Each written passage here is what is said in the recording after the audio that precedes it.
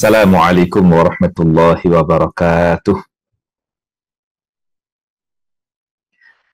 Alhamdulillahi rabbil alamin. Wassalatu wassalamu ala ashrafil anbiya'i wal mursalin. Sayyidina wa nabiyyina Muhammadin wa ala alihi wa ashabihi ajma'in. Wa ba'du fallahumma inna nas'aluka ilman nafi'a wa rizqan tayyiba wa amalan mutaqabbala. Allahumma faqihna fid din wa 'allimna at-ta'wil wa alhiqna bis salihin. Wa sallallahu wa sallama wa baraka ala sayyidina Muhammadin wa ala alihi wa ashabihi ajma'in. Walhamdulillahi rabbil alamin. Rekan muslimin dan muslimat yang dimuliakan Allah Subhanahu wa taala, alhamdulillah kita bersyukur kepada Allah pada hari ini Sabtu 2 November 2024 dapat kembali berjumpa melanjutkan kajian kita tadabbur surah An-Naml terkait dengan kisah Nabi Sulaiman alaihissalam yang merupakan penggalan perjalanan Nabi Sulaiman alaihissalam yang Allah Subhanahu wa taala abadikan di dalam Al-Qur'an, yang hendaknya kita bisa mengambil banyak pelajaran dari perjalanan beliau alaihissalam. Salawat dan salam semoga senantiasa Allah limpahkan kepada Rasulullah Muhammad sallallahu alaihi wasallam, keluarga beliau, sahabat-sahabat beliau, serta pengikut beliau hingga yaumil qiyamah. Muslimin dan muslimat yang dimuliakan Allah Subhanahu wa taala, rahasia kekayaan dan kejayaan Nabi Sulaiman alaihissalam yang telah kita bahas di bulan Syawal yang lalu sangat kaya dengan makna dan insya Allah menguatkan langkah kita, meneguhkan hati kita, dan senantiasa menjadi inspirasi dan motivasi untuk kita semuanya. Pada pertemuan sebelumnya kita membahas tentang perjalanan Nabi Sulaiman alaihissalam menaklukkan kerajaan Saba di Yaman yang dipimpin oleh seorang ratu yang disebutkan bernama Bilqis. Pertemuan sebelumnya kita membahas ayat yang ke-34. Qalat innal muluka idza dakhalu qaryatan afsaduha wa ja'alu a'izzata ahliha adillah. Wa kadzalika yaf'alun. Dari perkataan Bilqis ini tersirat bahwa kebiasaan para penguasa, kebiasaan para raja pada masa itu, bahkan mungkin juga di masa sekarang masih ada, biasa mereka menjajah dan menguasai suatu negara atau daerah kekuasaan dengan bukan hanya mengambil kekayaan yang dimiliki oleh negara atau negeri tersebut, tapi juga merendahkan,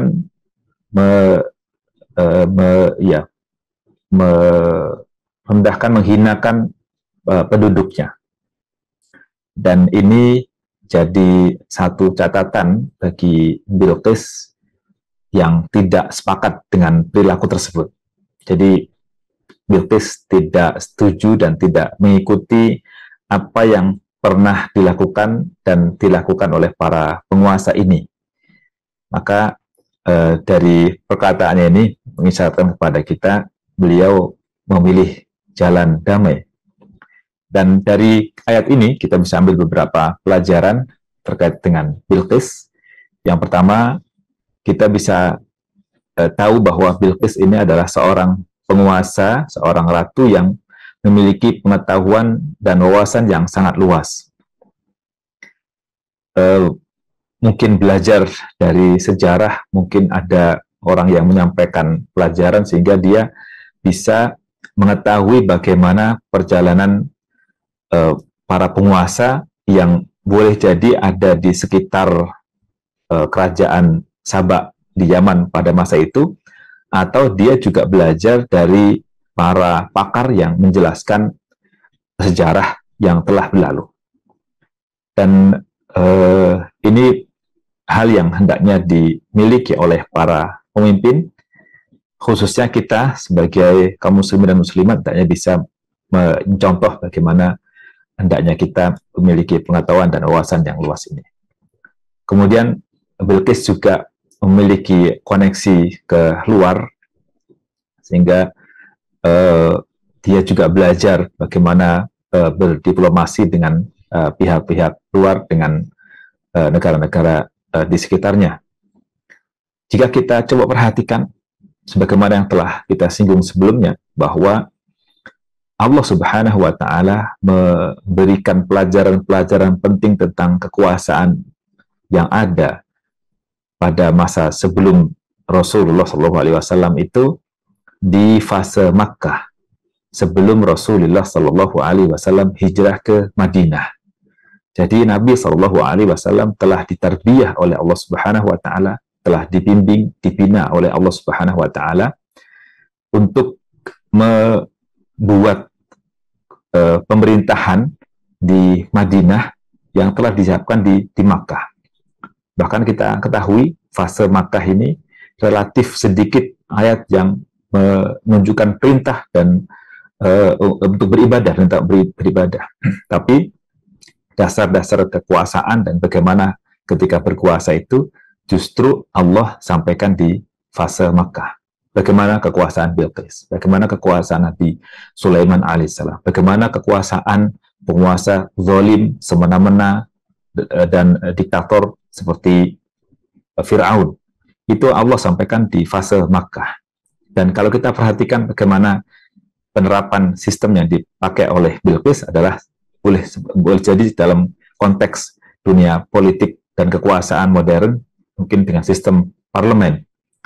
Dan sehingga ketika ingin memutuskan suatu perkara, dia tidak putuskan sendiri dan tidak juga memaksakan diri, tapi beliau sampaikan kepada majelis perwakilan yang telah dipilihnya, atau para menterinya, atau pembesar kaum pada masa itu. Sehingga di situ dia akan bisa mengambil pendapat-pendapat atau juga masukan-masukan ide dari para pembesar tersebut. Intinya adalah bermusyawarah untuk bisa memutuskan suatu perkara. Ini yang dilakukan oleh Bilqis. Yang lainnya juga, kalau kita perhatikan di sini, qalat innal muluka idza dakhalu qaryatan afsaduha wa ja'alu a'izzata ahliha ahdillah. Ini Bilqis sangat khawatir sekiranya penduduk negerinya, rakyatnya merana, terhina, dan terzalimi oleh pihak-pihak luar, sehingga dia benar-benar menjaga dan mendahulukan keselamatan rakyatnya. Ini tampak dari respon Bilqis ketika menerima surat dari Nabi Sulaiman alaihissalam yang pesannya langsung, Allah ta'alu alayya wa'tuni muslimin. Jangan sampai merasa tinggi dibandingkan terhadap diriku, dan datanglah kepadaku dalam keadaan berserah diri sebagai muslim. Ini beberapa pelajaran yang bisa kita ambil dari ayat 34. Insya Allah kita akan masuk ke ayat ke-35. Ayat ini masih menyampaikan pesan atau perkataan Bilqis. Jadi lanjutan dari ayat sebelumnya. Bilqis mengatakan, wa inni mursilatun ilaihim bihadiyatin fanadhiratum bima yarji'ul mursalun. Wa inni, dan sesungguhnya aku. Ini 3 kata ya. Wa, dan, terus inna, maaf. Ya. Wa, dan, kemudian inna itu sesungguhnya, terus ada ya di akhir. Ini berasal dari kata ana, yang artinya aku, dan sesungguhnya aku mursilatun. Mursilah itu artinya pengirim. Mursilah artinya pengirim. Di sini diungkapkan dengan kata nomina, bermakna pekerjaan. Bisa bermakna untuk menunjukkan bahwa ia menjadi kebiasaan, hal itu menjadi kebiasaan Bilqis, proses mengirim ini, sehingga tidak diungkapkan dengan kata kerja. Artinya Bilqis biasa mengirim utusan dan sebagainya atau hadiah. Ini bukan hanya ketika Nabi Sulaiman alaihissalam itu saja, tapi di masa sebelumnya demikian dan juga di masa yang akan datang. Maka dilengkapkan dengan mursilatun. Aku sebagai pengirim, mursilah. Tapi di sini dimaknai dengan, diterjemahkan dengan akan mengirim ya. Meskipun mursilah ini tidak terkait dengan waktu, bukan hanya masa yang akan datang, tetapi juga bisa masa sekarang dan masa lampau. Ilaihim, kepada mereka. Pada surat yang dikirim oleh Nabi Sulaiman alaihissalam, itu Nabi Sulaiman katakan, Allah ta'alu alayya wa'tuni muslimin. Jadi Nabi Sulaiman alaihissalam menunjukkan pribadi beliau, akunya itu. Jadi Allah ta'alu alayya, jangan sampai merasa lebih tinggi daripada diriku, wa'tuni, dan datanglah kepadaku. Jadi suratnya surat dengan pengirim sebagai seorang diri, Nabi Sulaiman alaihissalam sebagai penguasa, tanpa melibatkan yang lain, tapi balasannya ilaihim, kepada mereka. Ini tentu banyak ada pelajaran yang bisa kita ambil, bahwa Bilqis juga paham bahwa Nabi Sulaiman alaihissalam sebagai penguasa tidaklah bekerja seorang diri, tapi ada yang bantu beliau, ada yang menjadi petugas-petugas, ada menjadi menteri-menteri, ada pembesar-pembesar dan sebagainya, sehingga suatu kerajaan, kekuasaan, pemerintahan tidak berjalan atas kendali satu orang, sehingga disebutkanlah di sini mursilatun ilaihim, kepada mereka. Bihadiyatin. Sebenarnya wa inni mursilatun ilaihim ini mengirim delegasi, mengirim rusul, mengirim para utusan, mengirim atau rasul, utusan dan para utusan yang membawa bihadiyatin. Mereka itu membawa suatu hadiah. Jadi di kalimat wa inni mursilatun ilaihim bihadiyatin ini ada kata-kata yang tidak disebutkan. Ada kata-kata yang tidak disebutkan tapi memiliki makna yang bisa kita ambil kesimpulan dari mursilatun ilaihim bi hadiyatin. Bi artinya dengan berarti beserta, menyertai utusan itu. Jadi di sini ada kalimat utusannya juga merupakan pemaknaan dari wa inni mursilatun ilaihim bi hadiyatin yang tidak disebutkan kata rusul, para utusannya itu. Lalu fanadhiratun, maka nadhirah. Nadhirah ini maknanya intizar, menanti.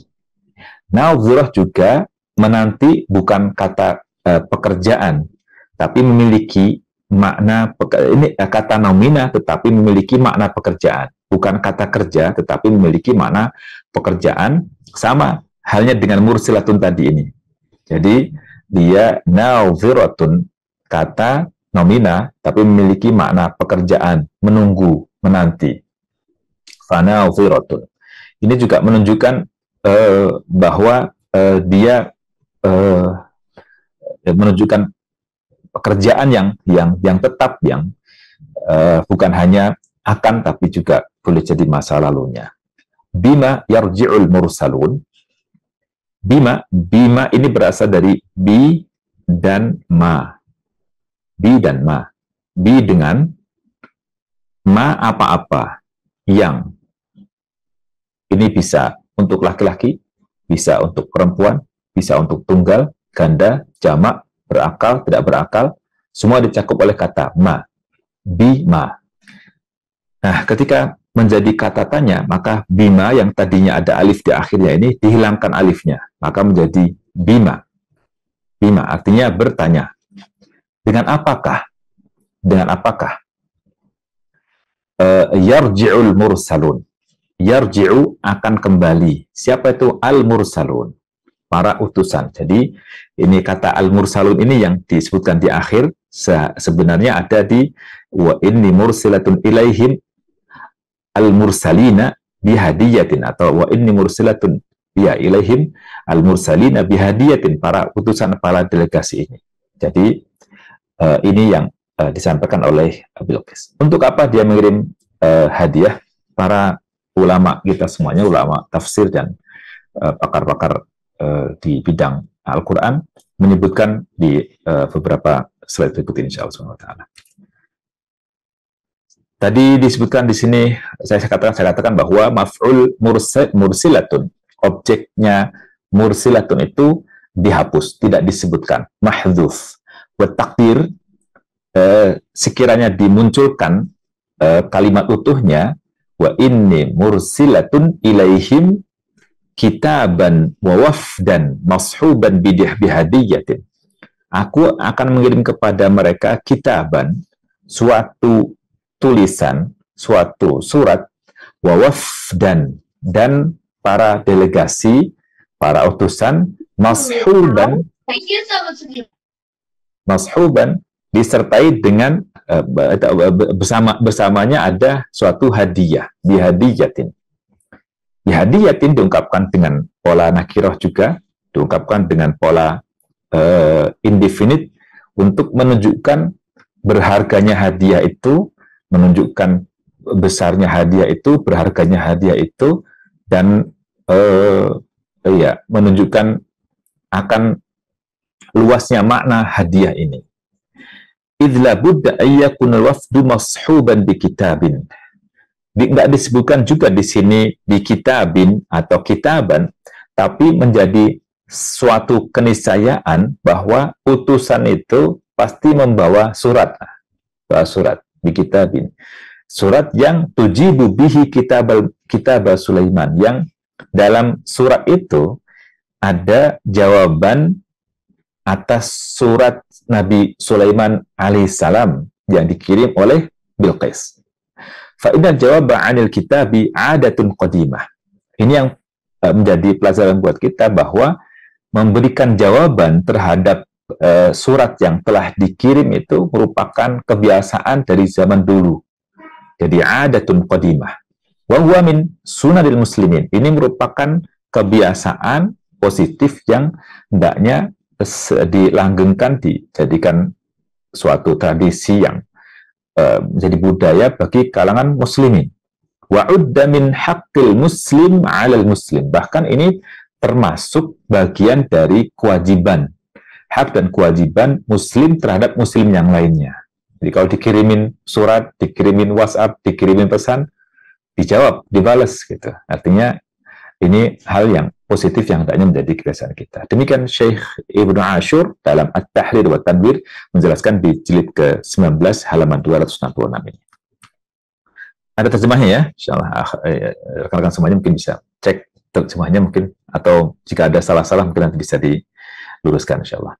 Baik. Kemudian qalat, penjelasan terhadap ayat ini, qalat, ia berkata, yaitu Bilqis berkata, wa inni mursilatun ilaihim bihadiyatin fanadhiratun bima yarji'ul mursalun, yakni artinya wa inni qad qarartu an ursila ila Sulaimana wa junudihi hadiyatan thaminatan taliqu bil muluki ashabi al-jahi wal quwwati was sultan. Maknanya, aku telah mengambil keputusan untuk mengirim suatu hadiah yang sangat berharga, yang laik untuk diterima oleh para raja yang memiliki kekuasaan, kebanggaan, memiliki tempat terhormat sebagai penguasa. Ini dikirim juga kepada Nabi Sulaiman alaihissalam. Wa inni la muntadhiratun, dan sesungguhnya aku benar-benar menanti, benar-benar menunggu madza sayaqulu Sulaimanu lirusuli, apa yang dikatakan oleh Sulaiman alaihissalam kepada para delegasiku, para utusanku. Indama yara tilkal hadiyah, apa yang dikatakan Nabi Sulaiman alaihissalam kepada para utusan tersebut ketika Nabi Sulaiman melihat hadiah itu. Wa madza sayaf'alu ma'ahum, apa kira-kira sikap yang akan diambil oleh Nabi Sulaiman terhadap kedatangan para rasul, para utusan, para mursal ini. Jadi ini yang diinginkan oleh Bilqis. Jadi dia menanti, benar-benar penasaran gitu, apa sih sikap apa yang kira-kira akan diambil oleh Sulaiman, balasannya apa lagi nih kan gitu ya. Wa inni mursilatun bihadiyatin bima yarji'ul mursalun. Ya. Lalu tentang hadiah, Syekh Ibnu Ashur menjelaskan makna al-hadiyah. Al-hadiyah itu secara wazan, bagi yang belajar bahasa Arab, ini wazannya, polanya fa'ilah. Hadiyah, fa'ilah, ya-nya tasdid, jadinya karena double ya, dari kata ahda, artinya menghadiahkan atau menghadiahi. Fal hadiyatu ma yu'tal li qasd taqarrub wa tahabbub. Hadiah itu sesuatu yang diberikan untuk maksud taqarrub, pendekatan lah bahasa kita. Jadi supaya dengan hadiah itu orang makin dekat, orang makin makin tertarik untuk lebih dekat gitu. Buat tahabbub juga menumbuhkan rasa cinta dan kasih sayang. Ini yang diinginkan dari hadiah. Itu makna hadiah ya. Dan hadiah itu duna muqabil. Hadiah ini sedianya tidak ada balasan dari hadiah itu. Artinya tanpa balasan yang diharapkan oleh orang memberi hadiah. Artinya orang ngasih hadiah itu kalau menanti hadiah dari orang yang pernah diberi hadiah itu dipertanyakan hadiahnya. Nah, ini yang terjadi pada Bilqis ini. Dia mengatakan wa inni mursilatun bihadiyatin fanadhiratun bima yarji'ul mursalun. Tapi di sisi yang lain dia menanti apa kira-kira responnya, apa kira-kira sikapnya, itu yang dinanti oleh Bilqis. Jadi rupanya ada maksud di balik pemberian hadiah ini. Jadi bukan sekadar memberi hadiah begitu saja. Ini yang kemudian nanti akan dijelaskan di ayat berikutnya bagaimana sikap Nabi Sulaiman alaihissalam. Ya. Ya, wal hadiyatu hiyal atiyatu ala tariqil mulatafah. Jadi hadiah itu di suatu pemberian yang diberikan dengan metode, dengan cara untuk melembutkan hati, untuk mengikat hati orang, meluluhkan hati orang, juga merayu orang dengan beri hadiah itu. Wa dzalika anna Bilqis kanat imra'atan labibah. Bilqis itu adalah seorang wanita cerdas, qad